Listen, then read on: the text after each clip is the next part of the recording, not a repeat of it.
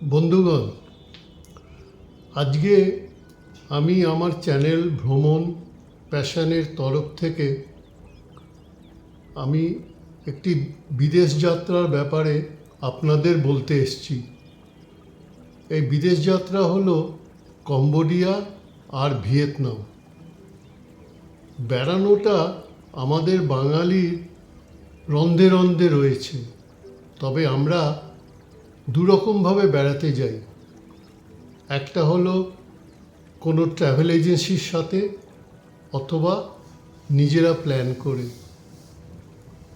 Plan করে মন মতো সঙ্গী পেলে তবেই নিজেরা প্ল্যান করে সেটা সফল হয়। দুটো দিকে দোষ গুণ দুটোই আছে। যেমন আপনি কিছু টাকা পুরো ধরে প্যাকেজ কস্ট দিয়ে দিলেন ট্রাভেল এজেন্সিকে, তারা বেরিয়ে নিয়ে আসলো, আপনি নিশ্চিন্ত মনে খাওয়া দাওয়া করলেন, ঘুরলেন, গাড়িতে উঠলেন, চলে এলেন। কিন্তু নিজেরা প্ল্যান করতে হলে আপনাকে বেশ কিছুদিন আগে থেকে একটা প্ল্যান করতে হবে। কোথায় হোটেল বুক করব, কেমন হোটেল হবে, কোন গাড়ি হবে, কোথায় কোথায় ঘুরবো তার খোঁজ খবর। কিন্তু আবার এর একটা গুণ আছে, আপনি যেটা প্যাকেজ কস্টে ট্রাভেল এজেন্সির সাথে যাচ্ছেন, কম করে হলেও আমার যা অভিজ্ঞতা তাতে 20% মতন খরচ কম পড়ে। এবং সেটা আমি আপনাদের বলবো। এই কম্বোডিয়া আর ভিয়েতনাম কিভাবে গেছি সেটাই বলছি।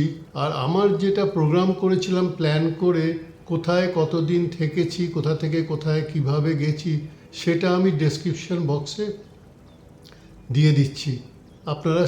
তাতেই আপনারা একটা আইটিনারি পেয়ে যাবেন কিভাবে আমি প্ল্যানটা করেছি। আমি প্রথম যেটা শুরু করলাম, কারণ ভিয়েতনাম কম্বোডিয়া দেশের সম্বন্ধে সেরকম কিছু জানতাম না, শুধু ভিয়েতনাম যুদ্ধ এইসবই শুনেছি।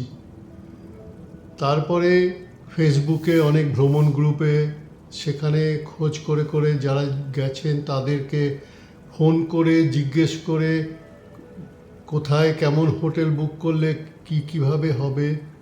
তারপরে যখন জায়গাগুলো জানতে পারলাম কিভাবে কি ট্রান্সপোর্টেশনটা, তখন আমি আমার প্রোগ্রামটা শুরু করলাম। প্রথমেই আমি যে যে জায়গায় যাব সেই হোটেলগুলো booking.com-এ আমি বুক করলাম। আপনারা সবাই জানেন booking.com-এর একটা সবচেয়ে বড় অ্যাডভান্টেজ হলো আপনাকে আগে টাকা পেমেন্ট করতে হবে না। এবং যদি আপনার প্রোগ্রাম ক্যান্সেল হয়, আপনি ঠিক 24 ঘন্টা থেকে 48 ঘন্টা আগে আপনার অপশান আছে ফ্রি ক্যান্সেলেশন, আপনি ক্যান্সেল করতে পারেন সেই booking.com-এ। এবার booking.com-এও তো হোটেল খোঁজা, এই হোটেলগুলো খোঁজ করতে করতে দেখলাম যে কোনটার কি স্টার রেটিং আছে, সেটাকে আবার গুগলে ভেরিফাই করলাম তাদের রিভিউ কি। এই করে তখন বুক করার পরে হোটেল মালিকদের সাথে booking.com-এর চ্যাটের থ্রুতে কিছু কিছু আইডিয়া নিলাম কীভাবে করব। শেষ পর্যন্ত ঠিক করলাম যে আমি কোথাও কোনো গাড়ি ঠিক করব না, গিয়ে স্পটে দেখব। শুধু হোটেলদের বললাম যে যেমন আমি কম্বোডিয়া পৌঁছবো, তুমি আমাকে হোটেল থেকে পিক আপ করবে, কারণ প্রথম দিন গিয়ে বিদেশে পৌঁছবো, কোথায় কি কেমন গাড়ির কি ভাড়া নেবে না নেবে এই অভিজ্ঞতা যেহেতু নেই, তখন আমি তাদের করলাম যে আপনারা আমাদের পিক আপ করবেন। এবার কম্বোডিয়ায় গিয়ে আমরা ওখানে দেখলাম ওখানকার মেন পরিবহনটা বেশ সুন্দর। টুকটুক মানে একটা রিক্সা, তার সামনে একটা স্কুটারের মতন লাগানো রয়েছে, তাতে মোটামুটি 3 জন ভালোভাবেই বসতে পারে। 4 জনের সিট, কিন্তু 3 জন ভালোভাবে বসতে পারে। টুকটুক ঠিক করলাম, করে কম্বোডিয়ার পুরো সাইট সিইং করলাম, অ্যাঙ্কার ভাট এসব আপনারা দেখবেন। টুকটুকেরও ছবি আমি দিচ্ছি, এবং অ্যাঙ্কার ভাট এগুলো যে যে স্পটে ঘুরেছি তার কিছু কিছু ছবি আপনাদের আমি শেয়ার করে দিয়েছি, এবং তার সাথে সাবজেক্টে সেই সব জায়গার নামগুলো লিখে দিয়েছি। যেটা মুখ্যত আমি শুধু বলতে এসেছি এই যে বেড়াতে গিয়ে নিজে প্ল্যান করে বেড়ালে তার একটা আলাদা স্যাটিসফ্যাকশান। এবং খরচাটাও যেমন কম, হোটেলগুলো সত্যিই খুব ভালো পাওয়া যায়। বুকিং.কমের হোটেলগুলো প্রতিটি জায়গায়। আমরা প্রথমে গেলাম কম্বোডিয়া, ওখান থেকে আমরা যেহেতু ছিলাম 8 জন, আমার নিজের পরিবারের নিকট আত্মীয়, তখন আমরা একটা গাড়ি ঠিক করলাম। কম্বোডিয়াতেই ওদের হোটেলে বললাম যে একটা গাড়ি আমরা করব, এখান থেকে আমরা নমপেন যাব। এবার নমপেনটা আমি কেন গেলাম, নমপেন প্রথম কথা হচ্ছে নমপেন কম্বোডিয়ার রাজধানী, নমপেনটাও দেখা হবে। মানে বেশিরভাগ লোকের কাছে আমি জানতে পেরেছিলাম কম্বোডিয়া থেকে ভিয়েতনাম যেতে হলে বাই ফ্লাইট, কিন্তু আমি হঠাৎ একজন ভদ্রলোকের কাছে জানতে পারলাম যে আমি যদি চাই বাই রোড যাওয়া, সেটা নমপেন থেকে আমি হোচিমিন, মানে যেটা আদিকালে সাইগনে আমি ঢুকতে পারবো। এবং ওই বাই রোডে ইমিগ্রেশন প্রসেসটা ভীষণ সোজা, আমাদের কোনো দায়িত্বই নিতে হলো না। যা কিছু বাসের লোক আমাদের কাছ থেকে পাসপোর্ট আর ভিসা নিয়ে চলে গেল, গিয়ে সব ইমিগ্রেশন করে নিল। ও এই ভিসার কথায় আপনাদের এই ব্যাপারটা ছেড়ে গেছে, ভিসাটাও বলে নিচ্ছি। কম্বোডিয়া আর ভিয়েতনাম এই দুটো ভিসা আমি নিজে বসে এই মোবাইলে অনলাইনে অ্যাপ্লাই করেছি এবং সেটা উইদিন 48 আওয়ার্স আমার কাছে অ্যাপ্রুভ হয়ে চলে আসে। ভীষণ সোজা, কিচ্ছু দিতে হয় না, জাস্ট ছবিটা আপনি দেবেন আর আপনার পাসপোর্টের একটা ইমেজ দেবেন, আর কোনো কিচ্ছু চায় না। ওর মধ্যে একটা কলম আছে, আপনি কোথায় উঠছেন, যে হোটেল বুক করেছেন সে হোটেলের ঠিকানা দিয়ে দেবেন। মানে এর জন্য কোনো এজেন্টের কাছে যাওয়ার দরকারই নেই যে গিয়ে খরচা করে আপনি ভিসা করবেন। তো এবার আমরা যখন নমপেন থেকে আর বাসে এত ভালো ব্যবস্থা যে মানে ওদের লিডিং কোম্পানি জায়েন্ট টিভিস, সেই বাস আমি বুক করেছিলাম।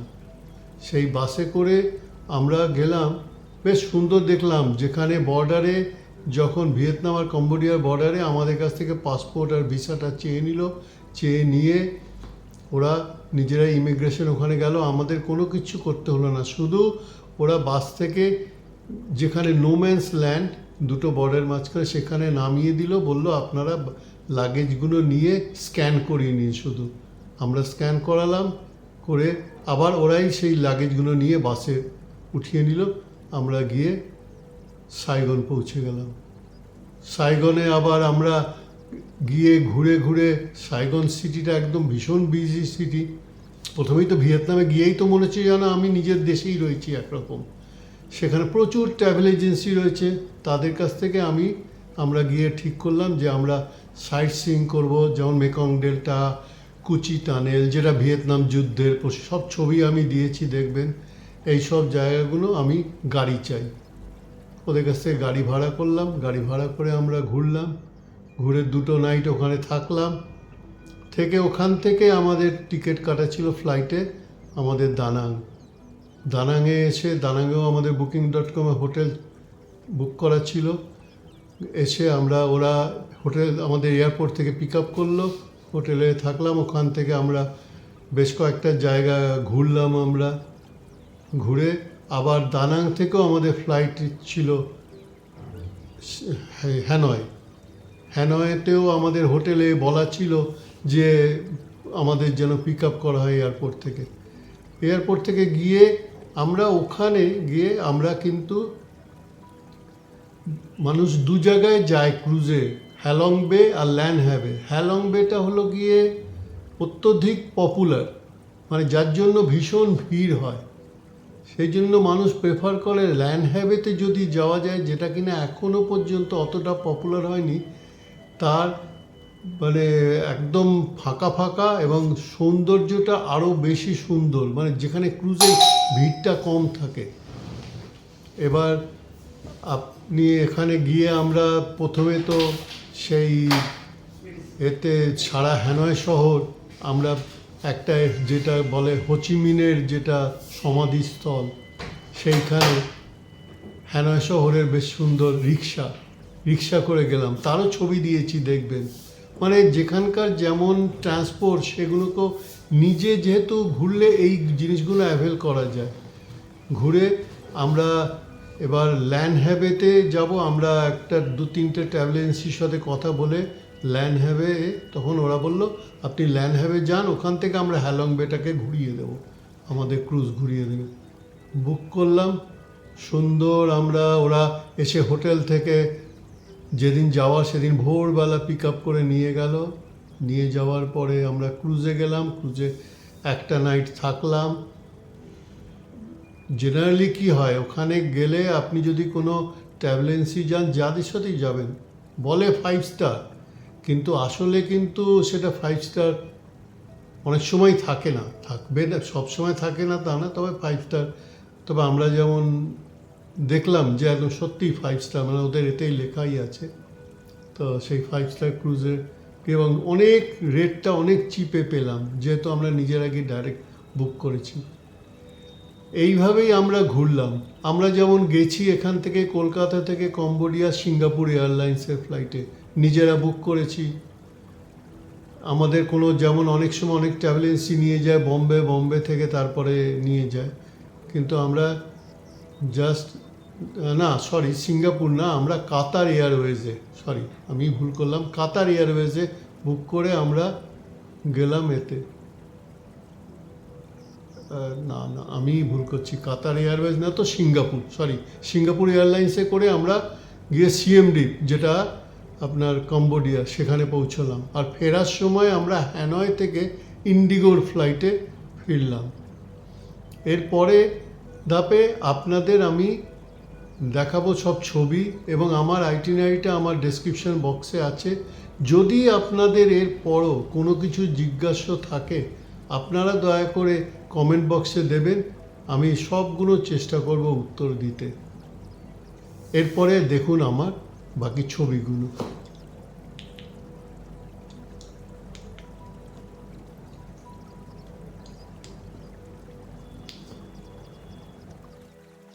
এই হলো আমাদের কম্বোডিয়া সিএম রিপ শহরে হোটেল। এই যেটার আমি আগে বলেছিলাম টুকটুক, এই টুকটুকে ঘুরে এই কম্বোডিয়ার খুব মেন মার্কেট পাপ স্ট্রিট, এখানে প্রচুর লোক যায়। অ্যাঙ্কার ভাট, প্রসিদ্ধ অ্যাঙ্কার ভাট, অ্যাঙ্কার থম, ওর চারদিক দিয়ে ঠিক এইভাবেই অনেক রকমের প্রবেশদ্বার ঘেরা রয়েছে। এখানে আমরা সিএম রিপের থেকে যাচ্ছি ফ্লোটিং ভিলেজ, এই পুরো নদীর ওপরে এতে ফ্লোটিং ভিলেজ, পুরো একটা গ্রাম। এখানে মানুষ সূর্যাস্ত দেখতে আসে, প্রসিদ্ধ সূর্যাস্ত, টোনলে স্যাপ রিভারের ওপরে সূর্যাস্ত। এরপরে আমরা আসলাম এইটা নমপেন শহরে রয়্যাল প্যালেসের সামনে। এইটা আপনার নমপেনে, এখানে জেনোসাইড মিউজিয়াম, যেখানে ভিয়েতনামি সৈনিকদের কি অত্যাচার করে মারা হয়েছে তার নিদর্শন। এবার আমরা নমপেন থেকে সাইগন, হোচিমিন সিটি যাচ্ছি এই জায়েন্ট টিভিস বাসে। এটা বাস স্ট্যান্ড, কি সুন্দর বাস স্ট্যান্ডের জায়গাটা দেখুন। আমরা সাইগন সিটিতে হোটেলের ওপর থেকে ভিউ, এই কুচি টানেলে ঢুকছি, প্রসিদ্ধ কুচি টানেল, এই যেখানে ভিয়েতনামি সৈনিকরা যুদ্ধের সময় যেভাবে লুকিয়ে থাকতো, তার অস্ত্র, যেসব অস্ত্র ব্যবহার হয়েছে সেই সব অস্ত্রের ছবি। প্রতিটি জিনিস সুন্দর করে সাজানো আছে। এই কুচি টানেল সবচেয়ে বড় ফেমাস কুচি টানেল। এইখানে আমরা ঢুকেছিলাম, এই যে বেরিয়ে আসছি এখানে ভেতর থেকে কুচি টানেলের। এই মেকং ডেল্টা নদী, বিকেলে সূর্যাস্তের আগে। এইটা দেখুন সাপের ওয়াইন, সাপের তৈরি, ভেতরে সাপ। মেকং রিভারের ওপরে নৌকো করে আমরা ঘুরলাম।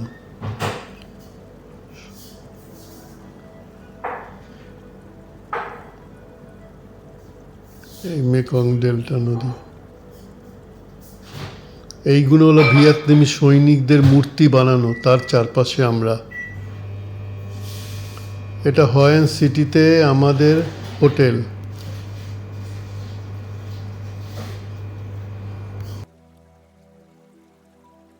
এটা হলো হয়ানের লণ্ঠন সিটি। নদীর ধারে সুন্দর আলো দিয়ে সাজানো থাকে রাত্রে। পূর্ণিমার রাত্রে আরও ভালো লাগে দেখতে।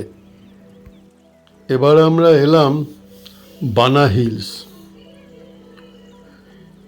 বানা হিলসে ওপরে যেতে হলে আপনাকে কেবল কারে যেতে হবে। এই কেবল কারের পথটা বেশ সুন্দর, খুবই দৃশ্যময়। পাহাড়ের ওপর দিয়ে পাহাড়ের পুরো দৃশ্য। যেখানে গিয়ে আমরা দেখলাম সেই প্রসিদ্ধ গোল্ডেন হ্যান্ড ব্রিজ। অনেক ছবি দেখেছি, কিন্তু চোখের সামনে এই গোল্ডেন হ্যান্ড ব্রিজ। এত ভালো দৃশ্য বানা হিলসের ভেতরে। প্রতিটি জিনিস সুন্দরভাবে সাজানো রয়েছে। এটা ওই কেবল কারের পথে পাথরের উপরে বানানো।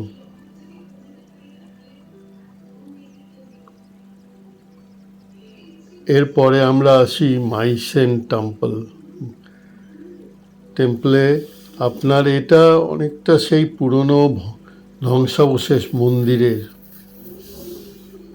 এখানে যেতে হলে ব্যাটারি গাড়িতে করে আমরা গিয়ে, এই দেখুন মন্দিরের সব ধ্বংসাবশেষ। অনেকটা সেই নালন্দা যেমন, এটা আবার দুর্গা ঠাকুরের একটা পাথরে খোদাই করা। সেই নালন্দা যেটা বলছিলাম, নালন্দার যেমন দেখা যায় ঠিক অনেকটা ওই টাইপের।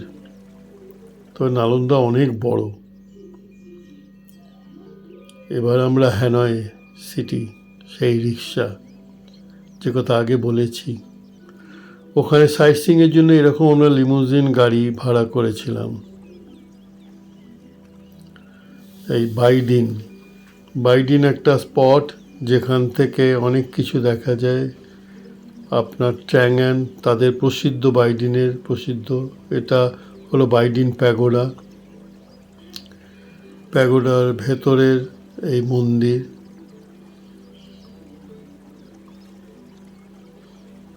এবার এলাম এই ট্র্যাংঅ্যান। অপূর্ব জায়গা। এটা আমার কোনোদিনই স্মৃতি থেকে যাবে না। অপূর্ব দৃশ্য। এই দৃশ্য ভোলা যায় না। সেই নৌকো করে অনেকগুলো গুহা, এক একটা গুহার ভেতর দিয়ে ক্রস করতে হয়েছে। অনেক সময় মাথা নিচু করে নিতে হয়েছে, কারণ ওপরের পাথরগুলো এতটাই নিচু। এত সুন্দর দৃশ্য দেখুন। আর আমরা গেছিলাম সেই পড়ন্ত বিকেলে। ওখানকার দৃশ্য সুন্দর। নদীর ধারে ছোট ছোট পাহাড়, চোখ জুড়িয়ে যায় একেবারে। এটা হ্যানয় সিটিতে হোচিমিনের সমাধিস্থল এই সমাধিস্থলে। এটা সপ্তাহে প্রায় দিনই দেখা যায়, তবে সময়টা একটু, আমরা সেই সময় পৌঁছতে পারিনি 12টা পর্যন্ত। আমরা ল্যান্ডহ্যাবে যাব ছোট স্টিমারে করে। ওই আমাদের দূরে ল্যান্ডহ্যাবের ক্রুজ আমাদের, যেখানে আমরা এক রাত কাটিয়েছি। ল্যান্ডহ্যাবেও একটা এত সুন্দর জায়গা। ছোট ছোট পাহাড় সেই জলের ওপরে।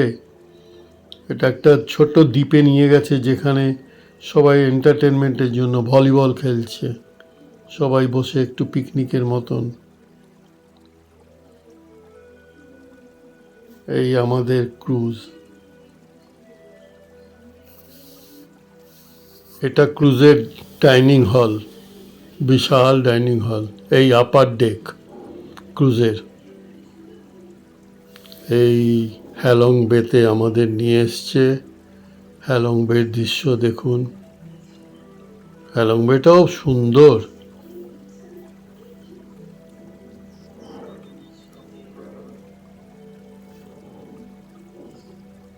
এই আমরা কায়াকিংও করেছিলাম ওখানে।